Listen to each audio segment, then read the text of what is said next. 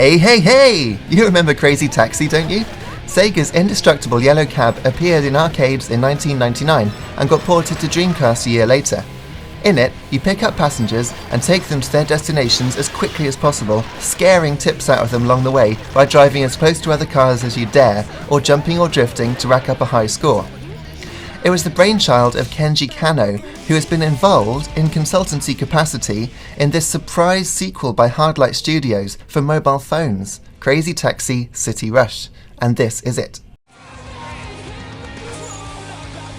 The original Crazy Taxi has already been ported to iOS, very successfully I might add, but this game has been designed with the mobile touchscreen interface in mind from the beginning. So you tap left and right to change lanes as the car auto-drives.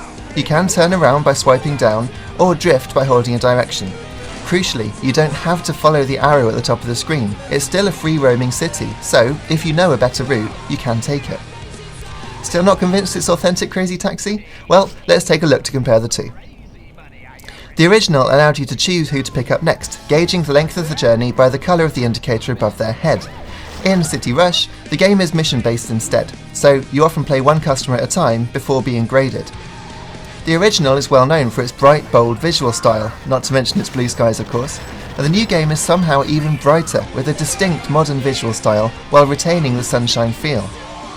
Old Crazy Taxi featured physics objects to smash out of the way as you sought the shortest route to your destination, and rewarded reckless driving with bonus score. The new game does exactly the same, only now you can upgrade your car to be faster and more devastating in collisions. The big jumps were awesome before, and just as awesome now. Finally, the combo system of the original has been retained but tweaked. In the past, you were awarded 3 different grades of tip bonus depending on how close you came to other vehicles, as well as how great the speed difference was when you passed them. Well, that system's been tweaked, rewarding you for late lane changes as you play chicken with oncoming traffic.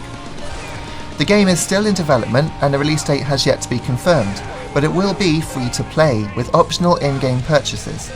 Playtime is governed by an in-game fuel tank which depletes as you take on missions, but refills over time. I played the game for about an hour and a half and got through the first tank, but it does recharge quite quickly, plus the first refill is free. You can also earn in-game money to buy more fuel, and you can play the entire game without spending anything. It's certainly not pay to win, especially as mission difficulty scales with the state of your car's upgrades.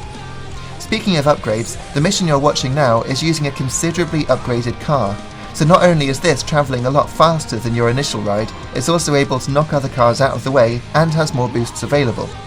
I'm personally a massive fan of the original, and I was worried that I would be disappointed by a mobile sequel, not a full console release, but actually I think this is great. I really enjoyed my time with the game.